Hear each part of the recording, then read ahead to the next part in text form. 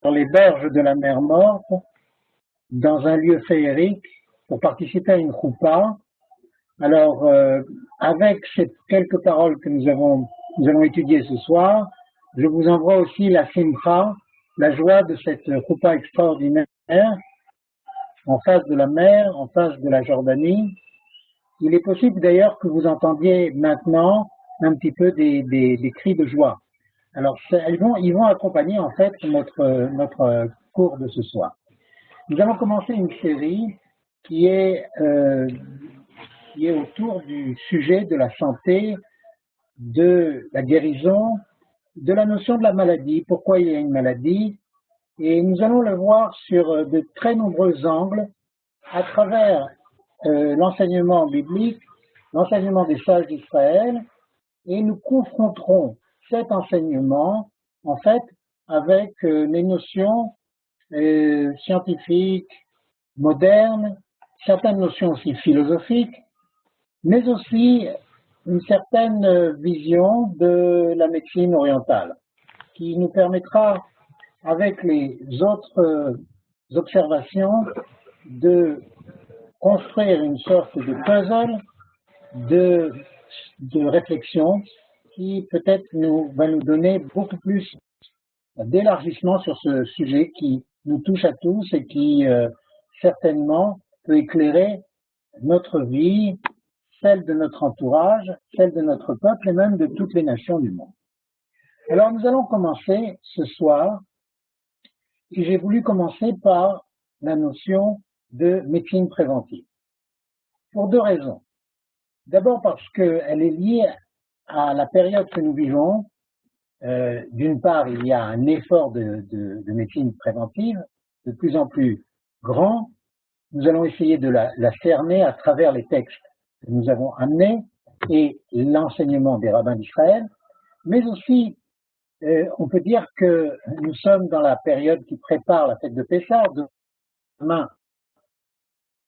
Rosh Chodesh Nissan. Alors j'ai voulu aussi commencer par quelque chose qui va nous ramener un petit peu avec l'atmosphère de Pessah, car lorsque nous étudions dans un temps particulier, dans un état d'âme particulier, et il est certain que l'étude que nous faisons au printemps, près de Pessah, n'est pas la même que celle que nous pouvons aborder lors de l'automne, près des fêtes de Tishri.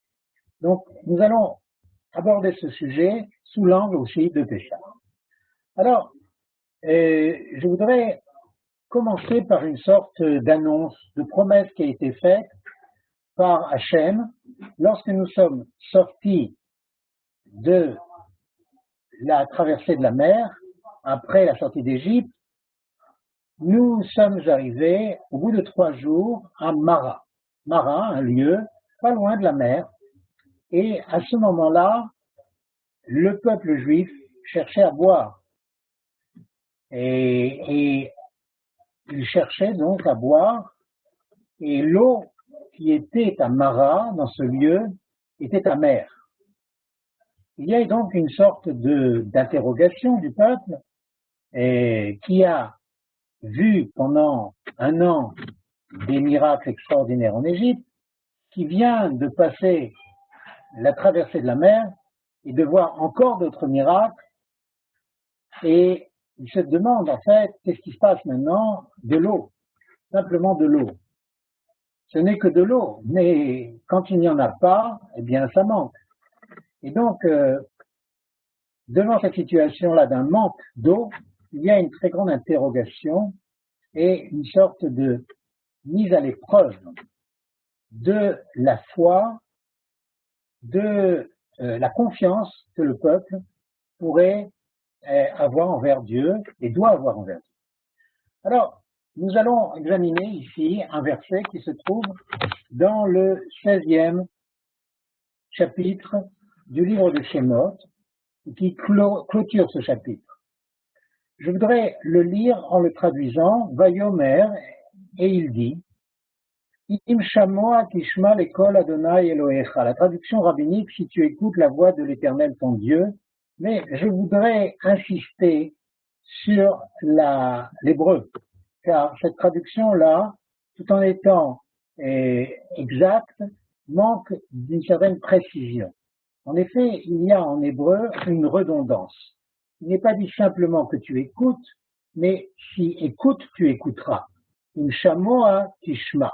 Nous nous attacherons à comprendre cette redondance dans le cadre de la médecine préventive et de ce que cela peut nous amener à comprendre sur la centralité de cette médecine et le niveau spirituel pour pouvoir être en liaison avec cette attitude préventive de la guérison.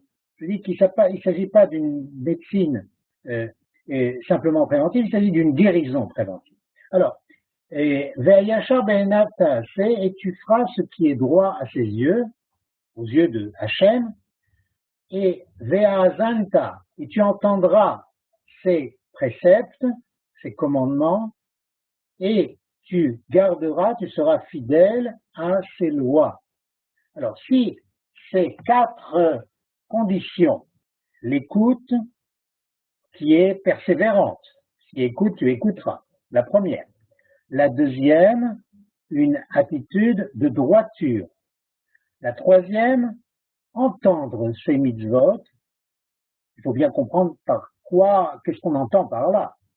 Et la quatrième, veshamarta ekol chukav, c'est-à-dire tu seras fidèle à toutes ces lois. S'il y a ces 4 éléments-là, ces 4 étapes, alors à ce moment-là, il y a une annonce, une promesse. Kol hamachala asher shamti b'mitzrayim, toute la maladie que j'ai donnée à l'Égypte, que j'ai mise sur l'Égypte, je ne te la donnerai pas, je ne te la mettrai pas à toi, au peuple juif. Ki ani Hashem rofecha, car moi, je suis l'Éternel et je te préserverai ou je te guérirai. Alors la première question qui a été posée par les sages d'Israël et qui saute aux yeux quand on regarde de nouveau ce verset, c'est que si Dieu ne nous met pas dans un état maladif, ne nous préserve, alors de ce fait-là, s'il n'y a pas de maladie, s'il n'y a pas de maladie, alors pourquoi il y a un médecin? Et en général, il est compris que c'est la maladie qui invite le médecin à venir. S'il n'y a pas de maladie comme il est dit là, alors de ce fait-là, il ne devrait pas y avoir de médecin. Les sages d'Israël ont été dans différentes voies d'explication. La première que je voudrais surtout insister aujourd'hui, c'est la médecine préventive. C'est-à-dire, je serai ton médecin qui sera un médecin qui te préservera de la maladie. Donc, c'est la première chose. Mais s'il y a une maladie quand même, parce que par exemple, il y a certaines maladies, selon la tradition juive, qui sont fondamentalement la responsabilité de l'homme. C'est un sujet que nous aborderons dans un autre cours. Il y a des maladies dans lesquelles la responsabilité est partagée entre l'homme, sa génération, les générations passées et d'autres choses. Mais là, il y a certaines maladies, comme par exemple ne pas se préserver des coups de froid, des coups de chaleur. L'enseignement des sages d'Israël dans le Talmud est Akol bidei shamayim, tout est dans la main de Dieu, tout vient du ciel, Hutzmi sinim pachim. Si ce n'est les coups de froid et les coups de chaleur. Donc il y a certaines maladies qui vont entraîner une responsabilité fondamentale de l'homme. Alors pour ces maladies, il y a une guérison, malgré qu'il y a la maladie. Mais a priori, il y a une guérison qui est une guérison préventive, c'est-à-dire une préservation de l'être. Cette préservation est extrêmement importante car nous savons de notre génération que les processus de vieillissement sont constants. Il y a une oxydation du corps, nous respirons constamment et constamment nous oxydons nos cellules, les membranes cellulaires. Et donc il y a un processus de vieillissement cellulaire, de fragilisation de l'être, de sa santé, et donc une possibilité de maladie. Et donc il y a en parallèle à ça une bénédiction divine qui fait qu'il nous préserve, Hachem nous préserve constamment de cette dégradation qui est naturelle. Donc c'est la première étape. Alors, et je voudrais à ce propos-là rappeler une histoire qui est enseignée par le Khatam Sofer. Khatam Sofer à Presbourg, il y a à peu près 200 ans. Le Khatam Sofer, pour expliquer cet enseignement, qui est d'ailleurs aussi amené dans un autre livre, Torah Temima, du Rav Levi Epstein. Eh bien, le Khatam Sofer nous dit qu'il y a en fait, pour comprendre cela, deux sortes de médecins. On pourrait traduire. Le premier, il dit un médecin qui est payé à l'année, c'est-à-dire en fait qui est employé d'une sécurité sociale, d'une assurance sociale. Et donc de toute façon, il va recevoir son salaire. Il y en a un autre qui va être appelé coup par coup à chaque fois qu'il y a un malade, à chaque fois qu'il y a une nécessité. Alors, le Khatam Sofer nous dit, il est évident que le premier médecin, celui qui est payé par forfait pour toute l'année, il va être extrêmement responsable de la santé de ces malades. Éviter coûte que coûte que les malades soient, que les patients, soient malades, à les garder constamment dans une bonne santé pour ne pas avoir beaucoup de travail. Alors que l'autre médecin, il est possible, malgré sa droiture, que, en fait, il a une certaine tendance à être réjoui, disons, de la maladie de ses patients, puisqu'il va être rémunéré coup par coup. Donc, dans cette histoire-là, et à travers cette histoire-là, le Khatam Sofer veut nous expliquer, en fait, cette médecine préventive. C'est-à-dire qu'il y a chez Akadosh Baruch Hu une préoccupation, si on peut dire ça, par rapport à Hachem. C'est un langage humain. Il y a, en fait, une attitude qui est de constamment préserver l'homme, le protéger, lui éviter une dégradation. Et s'il est malade, aussi de le guérir. Revenons un petit peu à cette médecine préventive à travers une autre histoire qui est attribuée à Maïmonide. Maïmonide était le médecin du sultan d'Égypte. Et c'est un petit peu à cause de ça qu'il n'a pas pu, à son grand regret, monter sur la terre d'Israël. Il était en chemin vers la terre d'Israël et il a été en fait arrêté par la communauté du Caire et la communauté égyptienne parce que le sultan avait les yeux sur lui comme médecin extraordinaire. Et voici que la cour du sultan, qui était très envieuse par rapport à Maïmonide, essaye de convaincre le roi et de lui suggérer qu'en fait Maïmonide, le Rambam, n'est pas le si grand médecin qu'il croit, car en fait le sultan n'a jamais été malade. Comment est-ce que l'on peut imaginer que le Rambam soit tellement un grand médecin, étant donné que son patient, le sultan, n'est pas malade? Alors le sultan a dit effectivement, il y a quelque chose de logique, donc nous allons appeler le Rambam et lui demander qu'est-ce qu'il en pense. Le Rambam vient et il répond au sultan. Effectivement, mon sultan, il est difficile d'une certaine manière d'arriver à la conclusion que la médecine que je pourrais vous promulguer est une médecine parfaite.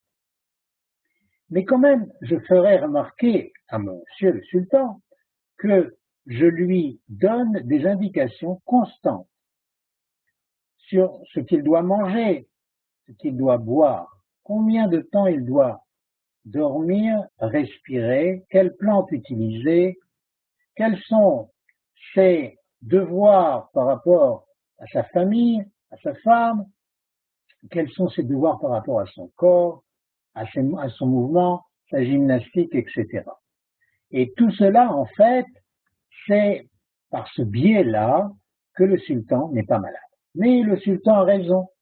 Je ne suis pas le plus grand médecin parce que je ne suis celui seulement qui propose et qui donne certaines indications, mais véritablement celui qui vous guérit à travers ces indications et ces conseils, c'est le roi du monde, c'est Dieu.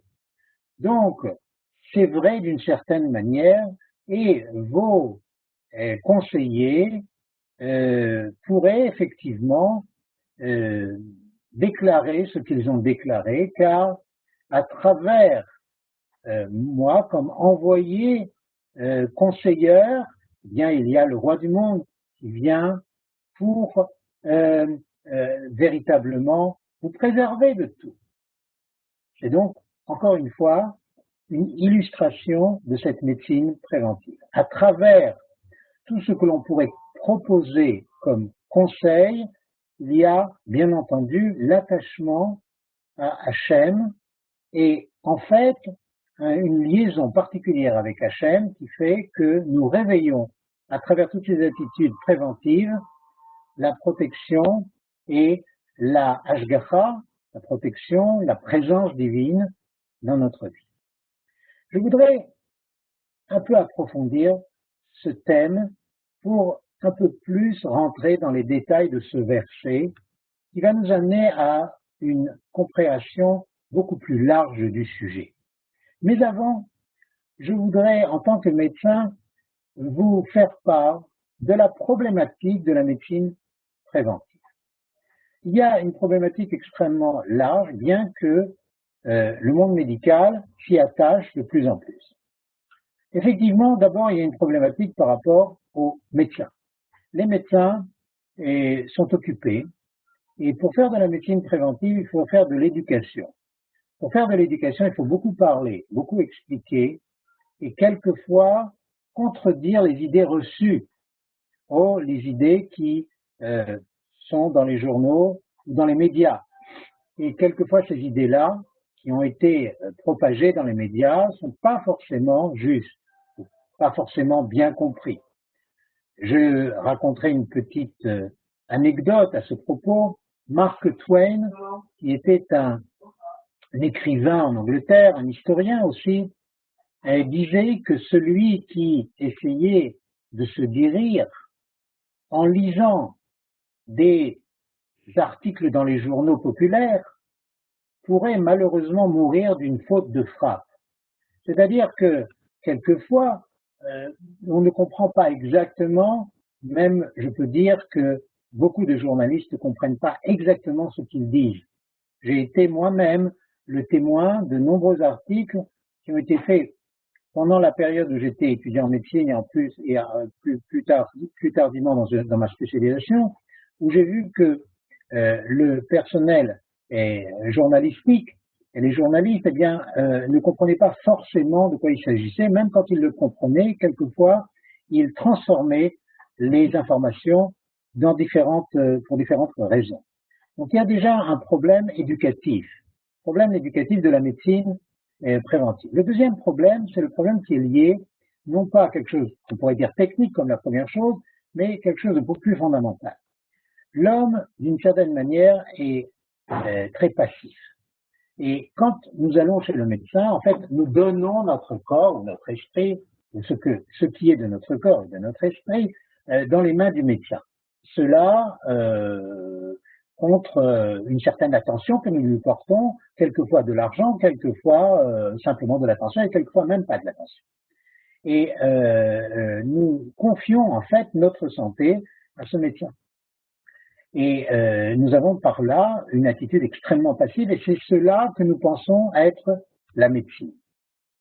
Or, la médecine préventive demande une très grande activité et une très grande, en fait, sortir de cette passivité-là, qui est le lot de chacun et constamment. Et d'autre part, elle demande une activité qui est perpétuelle, car si on parlait par exemple de la médecine préventive qui est liée avec l'activité corporelle, telle que le sport, différentes sortes de sport, ben, c'est pas possible une fois par mois. C'est même pas possible une fois par semaine. Enfin, c'est possible, mais les résultats d'une certaine attitude comme cela ne seraient pas probants. Il faut que ça revienne, il faut que nous y consacrions du temps, que nous y croyons, que nous sachions quelles sont les conséquences de nos attitudes. Donc il faut s'y attacher. Et ça, c'est pas très facile d'une manière générale, surtout dans le monde moderne, où on est devenu tellement mefunaki, tellement gâté par la réalité. Donc il faut y passer beaucoup plus de temps. Mais en fait, le problème le plus fondamental, c'est l'attention. Car les médecins pourraient donner, les diététiciens, les médecins, tout le corps médical et même la tête médicale, et pourraient donner énormément de conseils. Mais ces conseils sont toujours généraux. C'est-à-dire que pour arriver à des conseils extrêmement précis, je pense qu'il faut l'aide et l'association du malade lui-même. Il faut que le malade lui-même se connaisse profondément. Et pour se connaître, il faut écouter. Il faut être attentif.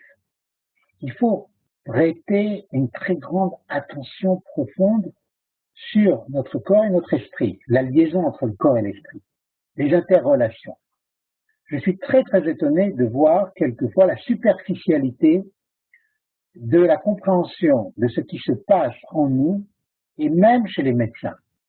Et pour cela, pour arriver à un approfondissement de cette compréhension et à une médecine qui est véritablement préventive, il faut une très très longue écoute.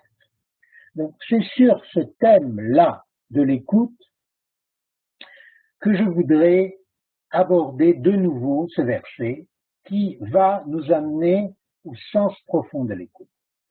Je vous ferai remarquer de nouveau qu'il est dit si tu écoutes et tu écouteras.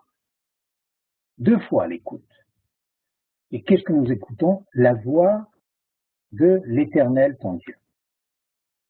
Et ensuite, il y a trois autres étapes après l'écoute fondamentale qui introduit le verset. La deuxième étape, c'est être droit, avoir une attitude de droiture, de justesse aux yeux de Hachem. Et puis encore une fois, une écoute. Ve'azanta les mitzvotav, et tu entendras ces mitzvot.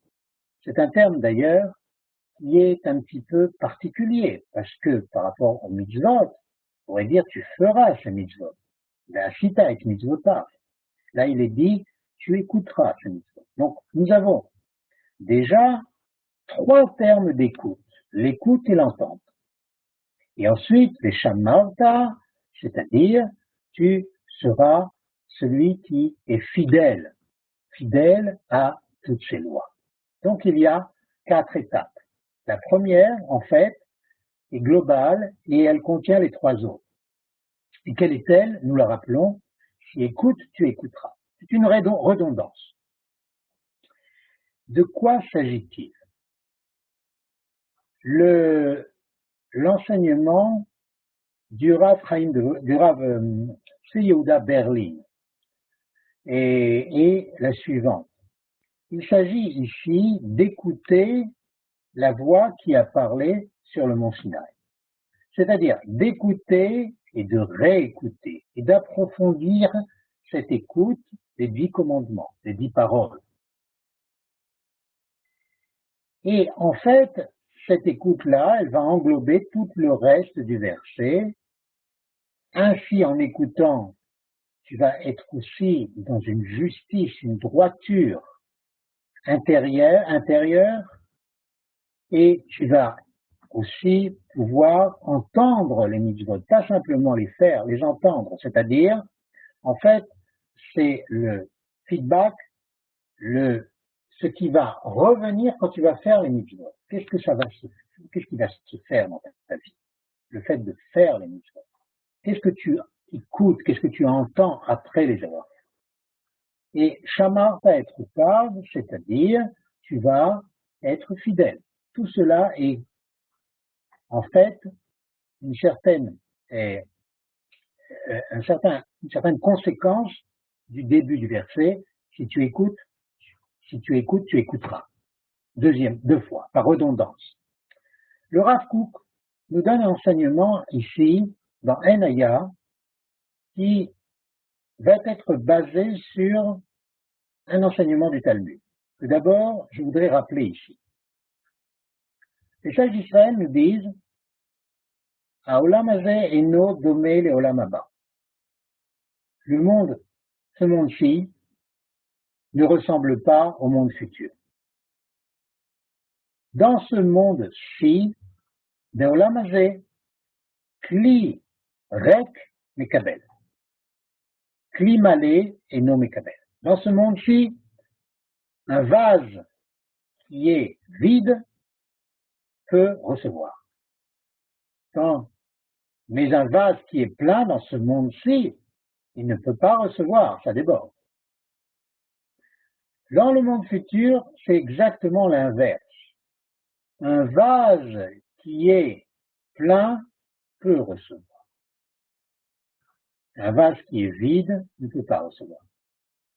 Cela fait allusion au fait que le monde futur est en fait le futur de cette réalité présente et nous construisons la possibilité de réception qui va se passer dans le monde futur à travers ce monde présent. Si dans ce monde présent, nous avons fait un travail, un labeur, bien entendu, un labeur qui nous remplit de joie aussi.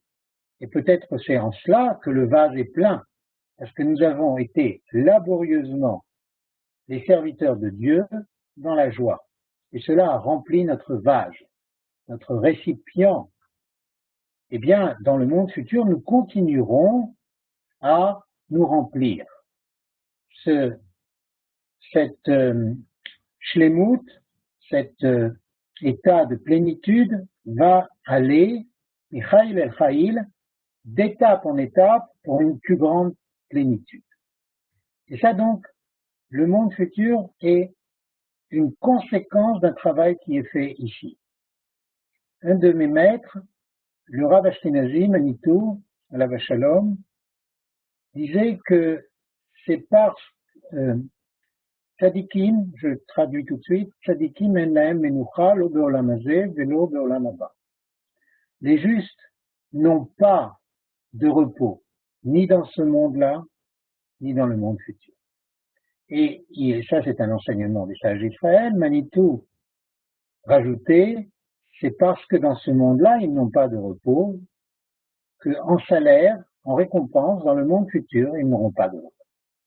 Évidemment, dans une société postmoderne, où une des aspirations la plus grande est le repos, le sheket, et aussi le bilouï, c'est-à-dire les loisirs, alors ça pourrait paraître un peu bizarre. Bien entendu, il ne s'agit pas uniquement du repos du corps. Il s'agit surtout d'un grandissement constant de l'être qui est un être lié à la sagesse divine. Et de ce fait-là, nous avons appris quelque chose de fondamental. Il y a en fait deux prototypes de comportement, celle de la matière et celle de l'esprit. La matière, pour pouvoir grandir, a besoin d'être vide. Et par exemple, cet élément-là a été étudié par le roi Salomon dans le livre de l'Ecclésiaste. Et c'est-à-dire qu'il y a dans le monde de la matière, le monde qui est sous le soleil, une nécessité de détruire pour construire. Je pense actuellement à la loi de Tama Shmoné pour agrandir un immeuble. Alors il faut détruire quelque chose pour pouvoir agrandir après. Ça, c'est le monde de la matière. Pour le monde spirituel, il faut qu'il y ait une dynamique tout à fait autre. C'est celle d'un approfondissement constant, d'un élargissement constant du récipient, parce qu'il est plein. Alors on ne doit pas le vider pour recevoir quelque chose de nouveau, mais le récipient par lui-même va s'élargir, va s'agrandir, va permettre à plus de lumière à apparaître. Et tout cela par un effort constant, perpétuel de la connaissance de l'être qui sert Dieu, c'est-à-dire de nous, en tant qu'individu et en tant qu'Israël, collectivité. De ce fait, il est nécessaire de comprendre maintenant plus profondément ce verset. Im Shamoa, si tu écoutes, d'ailleurs les sages d'Israël ont dit, si tu écoutes dans le passé, Tishma dans le futur. Si tu as écouté déjà, tu pourras écouter de nouveau. Par exemple, c'est un enseignement qui est dit aux élèves. Si un élève va être dans une position d'écouter un cours quel que soit et juger quelquefois un petit peu précipitamment que ce qu'il a entendu, c'est déjà entendu. Ça a déjà été compris, soi-disant. Alors, il se ferme. Il se ferme, il ne pourra pas être capable de recevoir la profondeur de l'enseignement. Même si cet enseignement va être dit de la même manière, parce que quelquefois, l'intermédiaire de cet enseignement, c'est un stage, il va peut-être dire quelque chose que l'élève a déjà entendu. Mais parce qu'il transmet une sagesse qui est bien au-delà de l'entendement de notre esprit, si nous sommes capables d'écouter de nouveau et plus profondément et plus largement cet enseignement, eh bien, sans aucun doute, nous allons grandir, nous allons élargir ce récipient. Et donc, il faut bien voir que dans ce verset, avant d'arriver à la médecine préventive, il y a une exigence. Il faut que tu écoutes. Alors, je voudrais rappeler un autre enseignement. Dans le livre du Deutéronome, il est dit un verset Tishmeru me'od lenafshot.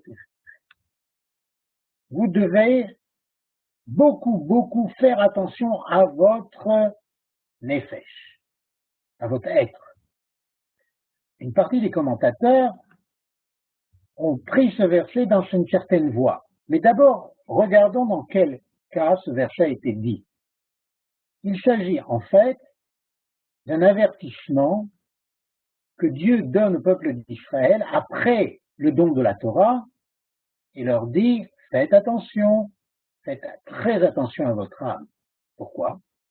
Parce que vous risquez d'être dans un état d'oubli.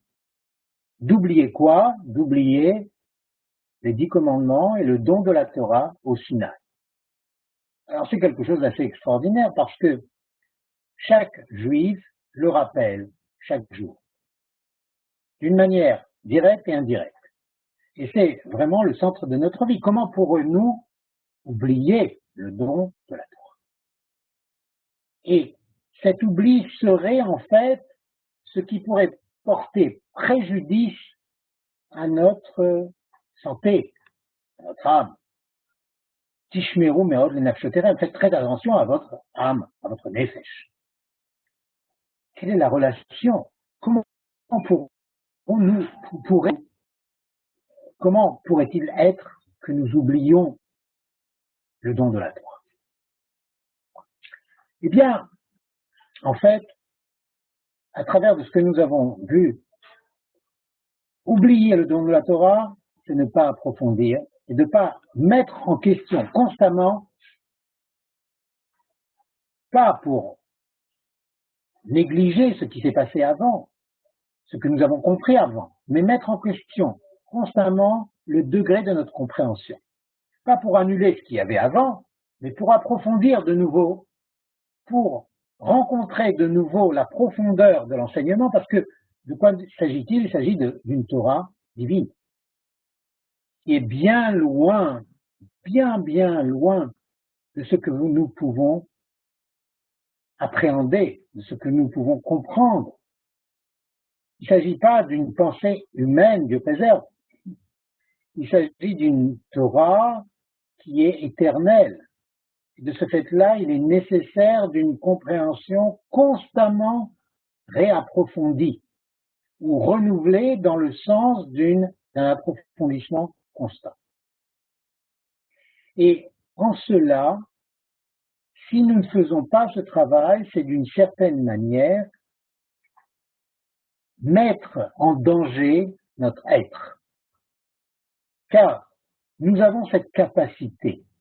Cette capacité, elle est dite ici. Et il est dit, si tu écoutes, tu écouteras. Si tu écoutes, tu réécouteras.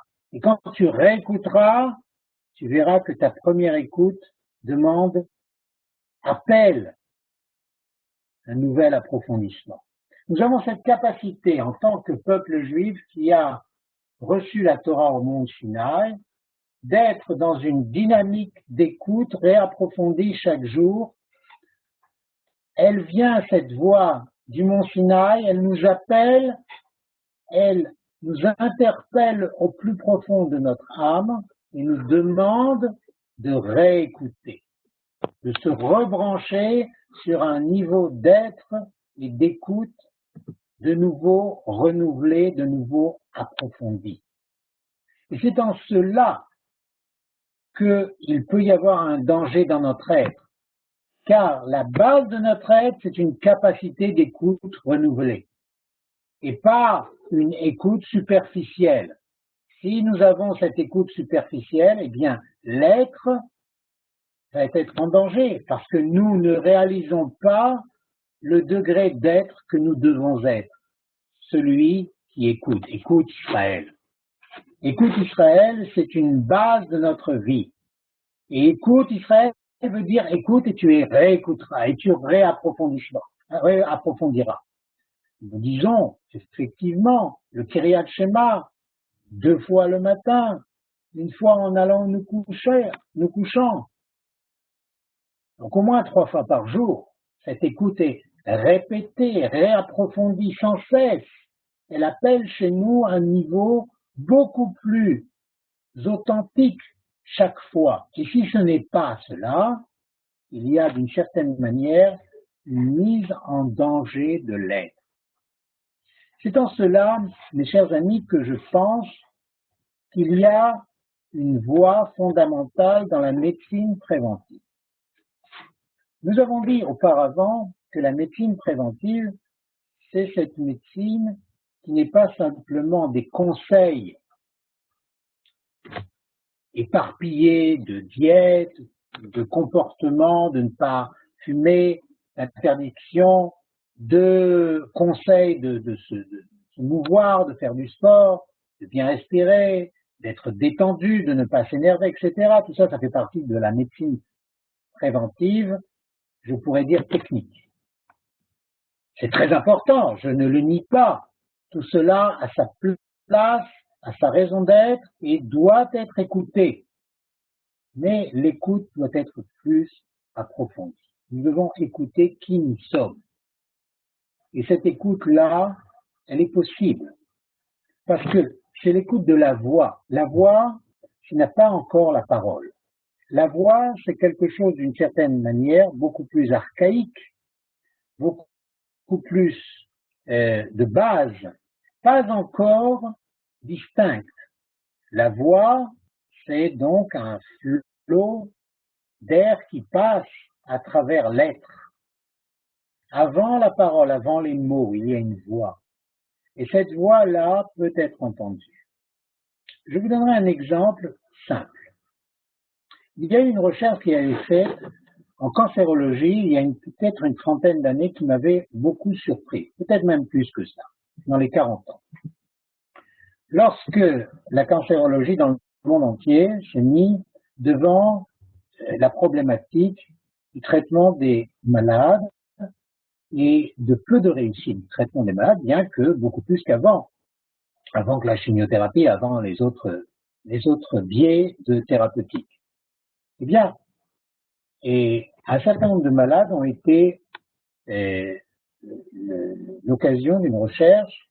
On demandait aux malades, pour manger, de se mettre devant un buffet où il y avait de très nombreuses sortes d'aliments, mais de ne pas se ruer sur le buffet comme ça se passe quelquefois et dans les hôtels ou ailleurs, mais de passer au moins un quart d'heure devant le buffet, de regarder, de sentir profondément qu'est-ce que fait ce poisson à notre sentiment intérieur, de le respirer, de regarder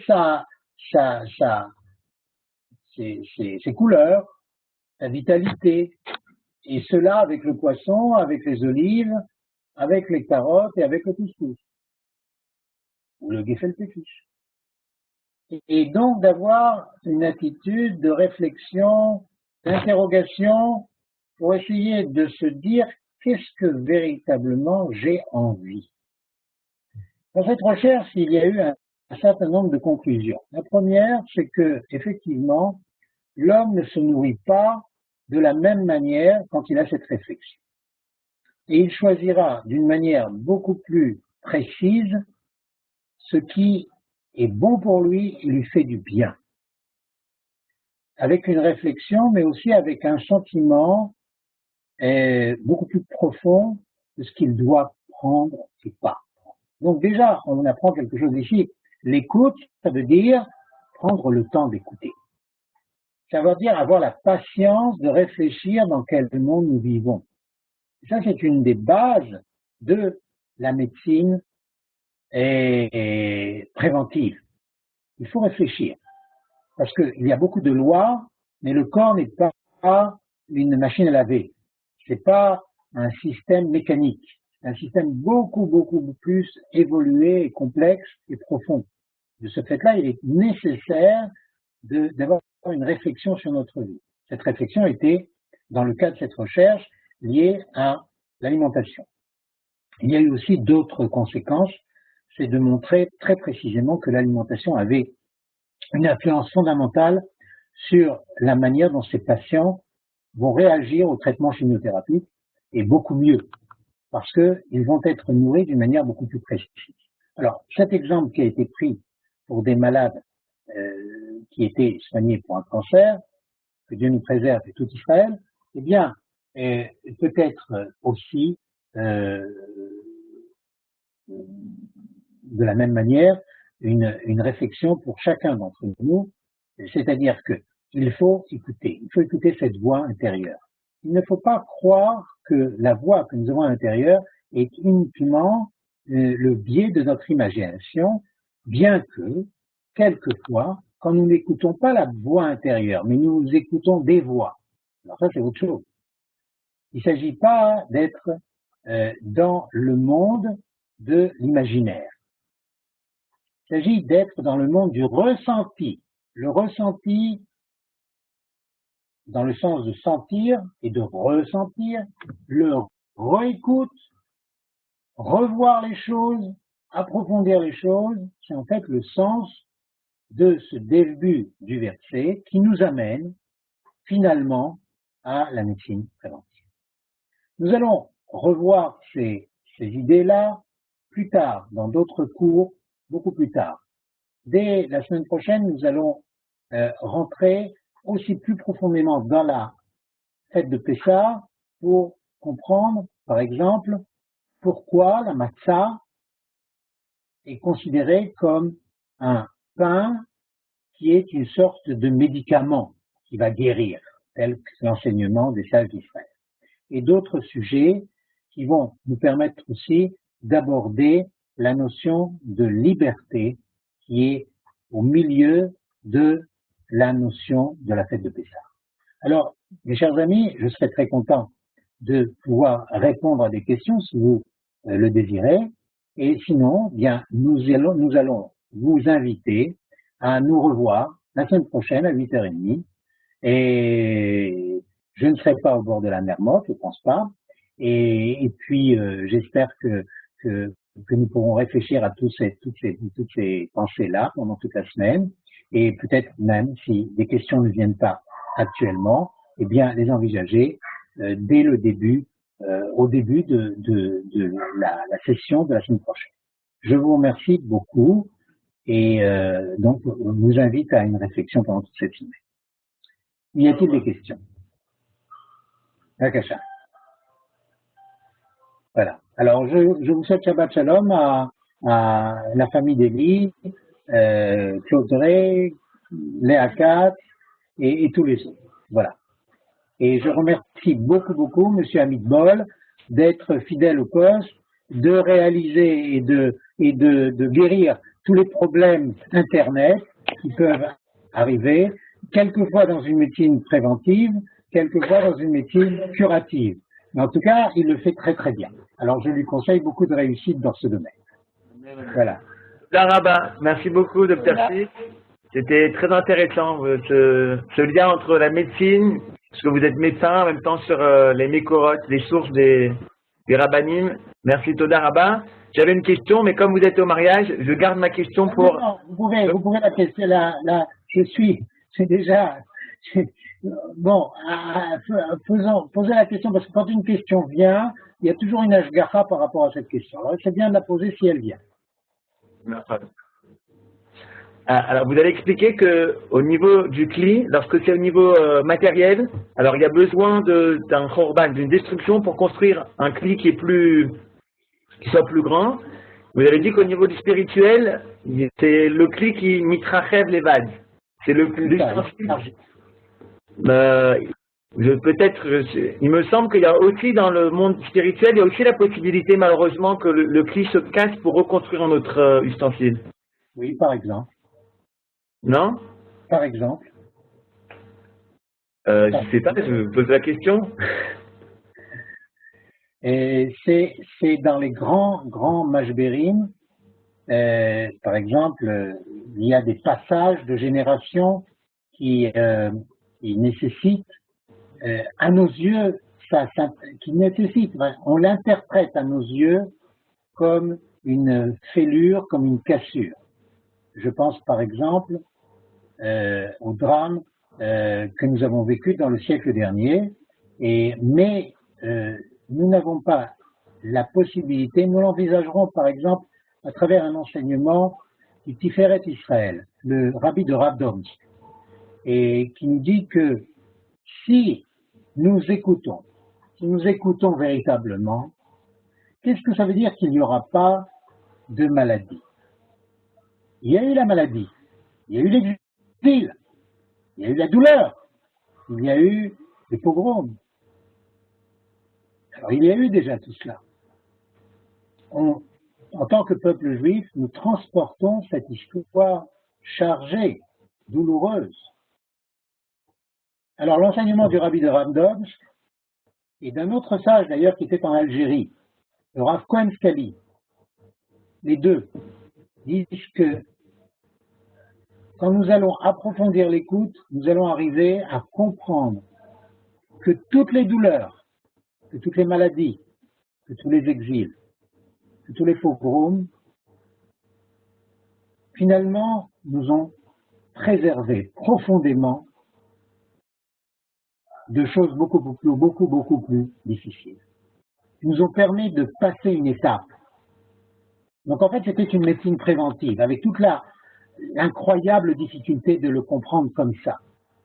C'est uniquement à la fin des temps que nous pourrons relire l'histoire, recomprendre les méandres de cette histoire et comprendre à quel point cette histoire très difficile, très sinueuse, plein d'accidents, plein de douleurs, plein de cris vers Dieu, en fait, cette histoire-là était nécessaire pour nous, en tant qu'individus, pour le peuple juif, pour toutes les générations d'Israël et pour le monde entier.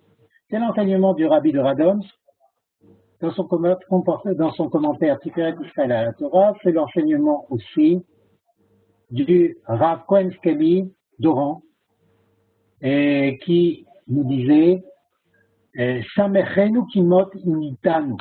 Tu nous réjouiras de la même manière que tu nous as fait vivre la douleur. Et il disait, mais comment c'est possible? La douleur, elle a duré pendant des milliers d'années. Eh bien, il dit que l'explosion de joie, de délivrance, de guérison, de santé qui va être le lot d'Israël au moment de la Géoula sera tellement grand, tellement extraordinaire que cela va faire effacer la douleur. J'espère que j'ai répondu à votre question. Toda Rabba, merci beaucoup, Dr. Chish. C'était un grand plaisir. Et merci pour cet effort d'avoir fait le cours depuis la mer morte, pendant le mariage. Vraiment un grand merci. Donc on se retrouvera la semaine prochaine, cette fois en direct de Jérusalem, la ville sainte. Voilà. Voilà, si vous avez apprécié, vous pouvez en parler autour de vous pour qu'on soit encore plus nombreux à pouvoir profiter de ces enseignements. On a également une page Facebook, si vous avez, qui s'appelle Torah Mission. Vous pouvez nous faire un like sur Facebook. Si vous n'avez pas encore fait de compte sur notre site, vous pouvez faire un compte sur le site fr.lilmod.org. Voilà, nous on continue, la soirée n'est pas finie, puisqu'on a tout de suite un cours avec Roni Akrish, un cours très intéressant, puisqu'il va traiter de Bila et Zilpa. Est-ce que Bila et Zilpa étaient uniquement des simples servantes? Quel a été leur rôle? Et puis finalement, dans la Torah, on n'en parle pas tellement, alors qu'elles font quand même partie des femmes de Yaakov. Donc, Bila et Zilpa tout de suite avec Roni Akrish. On continue la soirée. Voilà. Merci beaucoup. Les cours sont enregistrés sur notre site, bien évidemment. Pour plus de cours, rendez-vous sur fr.lilmod.org. Merci Léa, merci David Pincha et Trava. Merci à vous tous. Merci.